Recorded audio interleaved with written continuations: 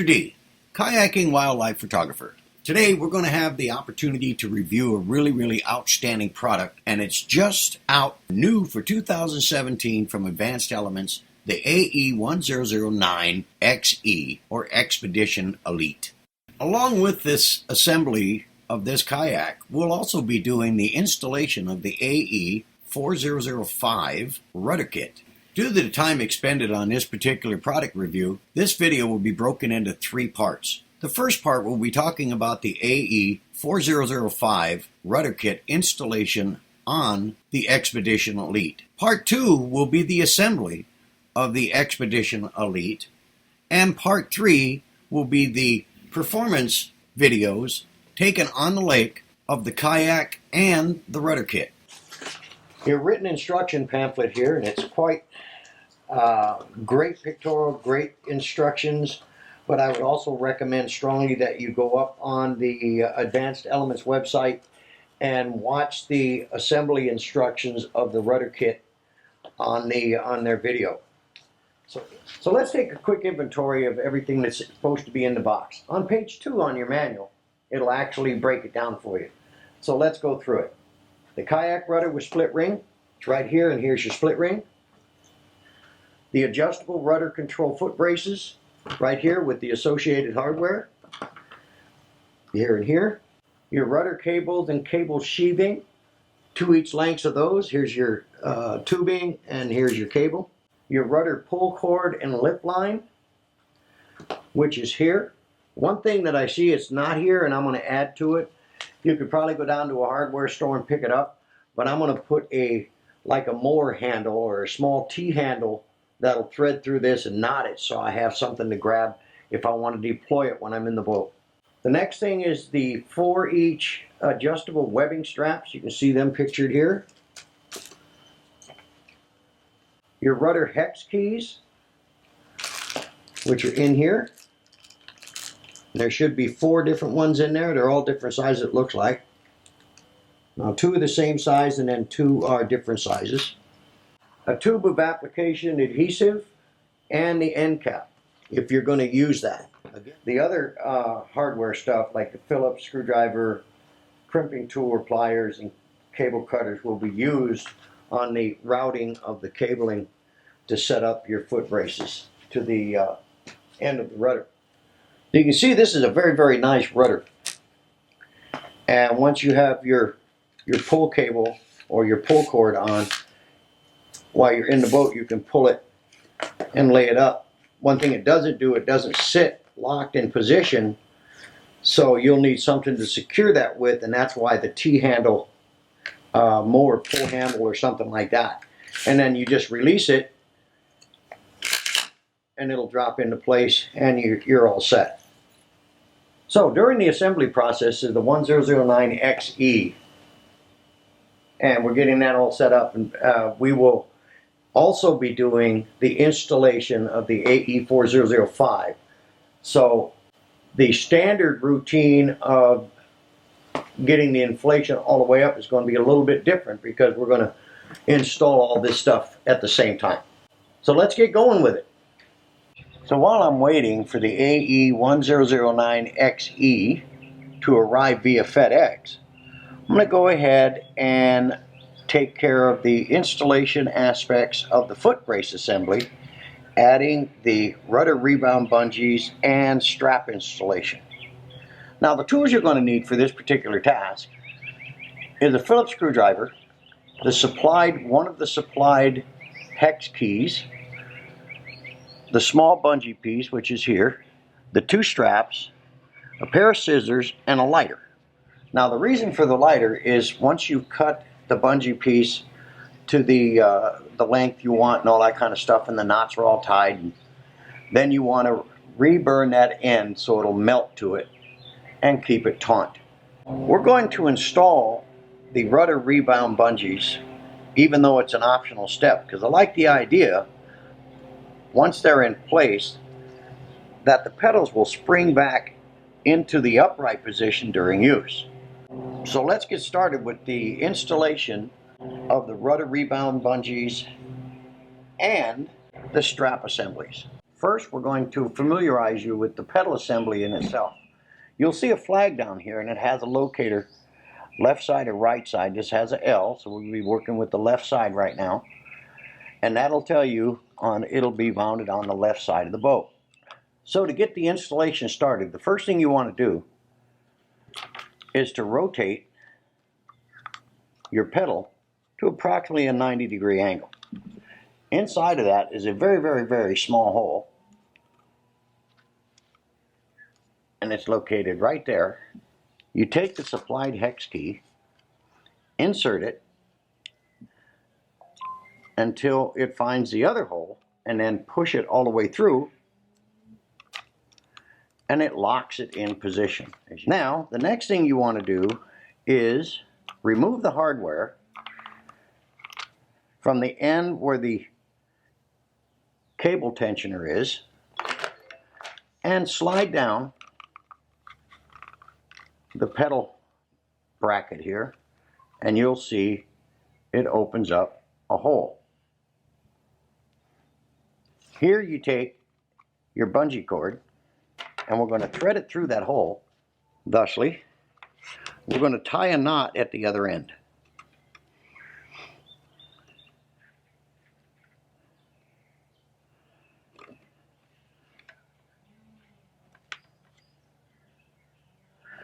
Now, feed that through, and now from the back side, you're going to feed the other end through the hole in the pedal itself. Once it's fed through, you want to tie a knot right here, but you want to tighten it up. So you prep your knot, and you're going to kind of push slide it down into position to keep the tension where you want it. Otherwise, it's not going to be tight enough. So what I do is I kind of push up. Now I'm going to start pushing that knot down. And it rolled right into place.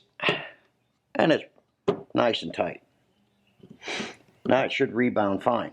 Now the next thing you want to do, and this is where the lighter comes in, we're going to snip off the excess. And then take your lighter and melt that section back. Now it's not going to go anywhere. Now you just feed it back down, and that part of it's in place. And if you want to do a little test, pull the key out, and you can see how it'll spring back into place. Now with the rebound bungees in place, we're going to go ahead and attach the strap webbing. If you notice, there's a piece of Velcro here and here, and there's the hole. This is to protect the screw from rubbing up against the airbag. So you insert that in the hole like that, okay? Reverse it around. We're going to insert it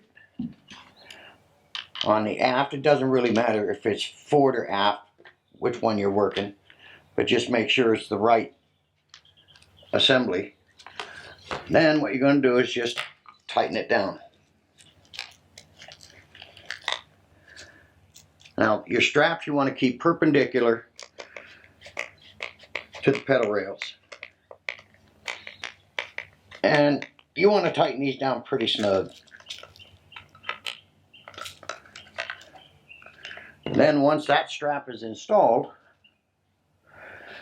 take the Velcro, cover over the screw, and put the Velcro tab over the top of that.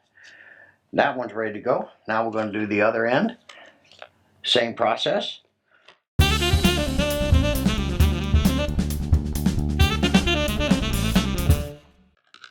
Now they supplied nylocks with this, so it'll keep it from backing out, which is a great idea. Now during the installation, keep your small hex head key locked in there for when you get ready to put the cabling through here. Once completed, just duplicate the same process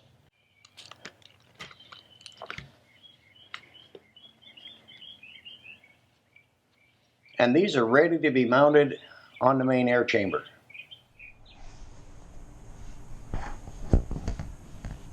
Now, as we got the pedals all put together, then the next thing to do, as you see here, is to get them mounted around your main airbag, and don't forget to wrap it around your deck lifts as they are uninflated. Now, as you can see here, I've routed the cable through the tubing. Now, trust me, that wasn't an easy task. That took a while. And then it's time to get it routed, and we're going to talk about that, and a suggestion that the guys at Advanced Elements did for me, because I ran into a binding problem, and we're going to talk about that and how it was solved, and those guys did a great job for me to help me out on that. Now remember to use those two small hex keys in that center hole to keep your pedals at a 90-degree angle during this process. And what you do after you've got your cable through the tubing, you want to route it around the pedal, back around as you see here, and it'll come through right here. Then you run it through the cable adjuster, loop it, and crimp it. Now, if you noticed, I had a loop, but that loop actually reduced itself, so I probably didn't have the crimp tight enough. Then for routing, you want to route this thing underneath this strap, then cross through here. Now this is where the instructions deviate a little bit. If you notice, they said to go through here with the cables like that. Here's the situation. When your seat's in, it causes binding. And this is where the guys at Advanced Elements really helped me out. I called them and told them that it was binding really bad, and they asked me to send pictures of the routing that I was using and asked me if I was using a spray skirt.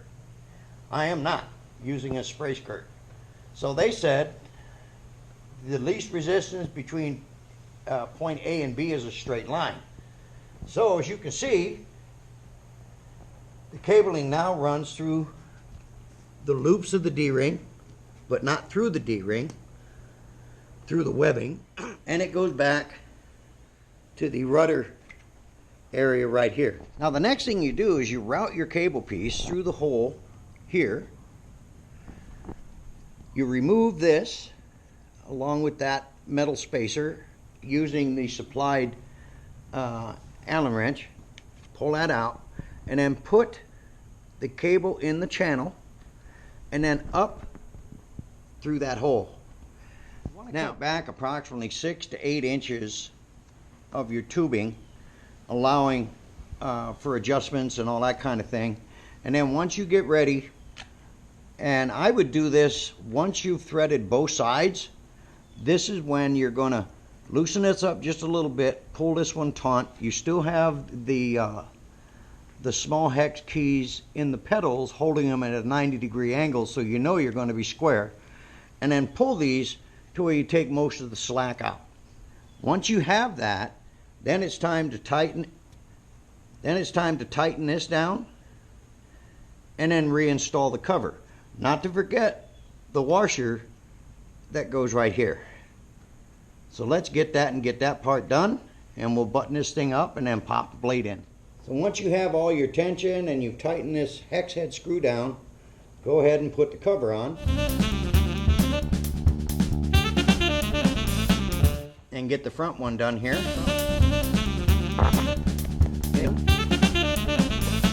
And there you go. Now, repeat this process for both sides. Once that's all done, it's time to install your rudder blade. You can adjust the depth by these pre-drilled holes here. So if you want to reduce the amount of depth that it's in the water, you just relocate this bracketry and move it into the appropriate holes where you want it to be. So let's go ahead and install this this rudder, and let's get it up and going.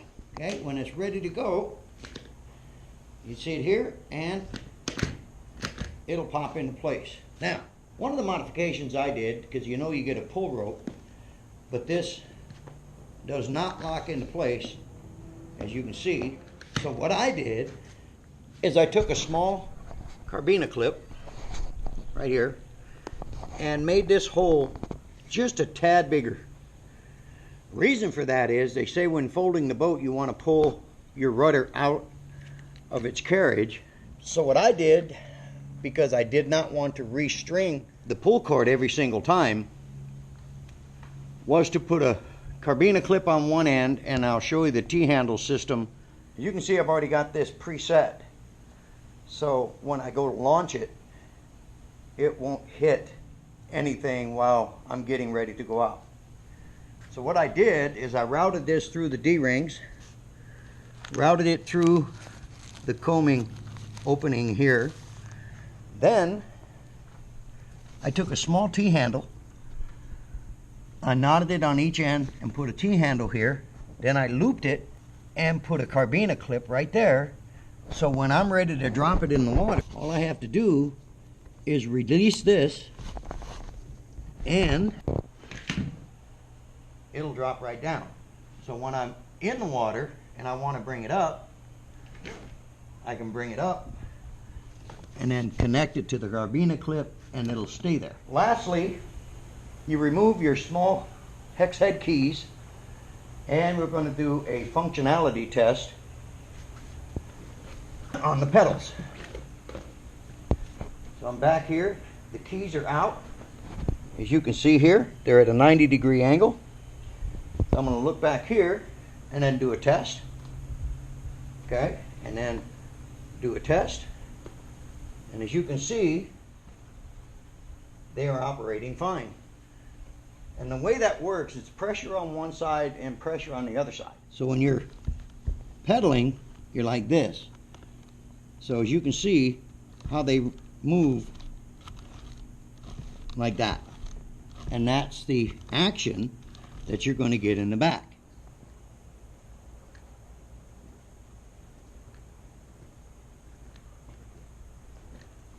Now with the rudder assembly properly installed, shouldn't have any binding, and when operating should be little if any resistance. Should be a little bit, but not much.